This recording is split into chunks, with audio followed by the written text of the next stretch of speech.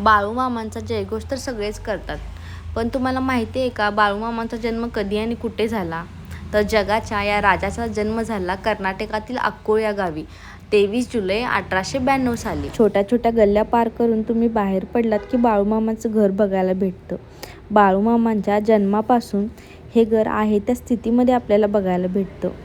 खूप जुनं घर होतं, मातीच्या भिंती होत्या. हा दरवाजा पहा किती पूर्वीचा आहे. बाळूमामांचा जन्म झाला ती जागा त्यांनी घोंगडं अंथरून तिथं पूजा केलेली आहे. आणि ह्या घराच्या ह्या कोपऱ्याला त्यांनी नागसाप आणून ठेवलेलं, त्याची कथा पण खूप मोठी आहे.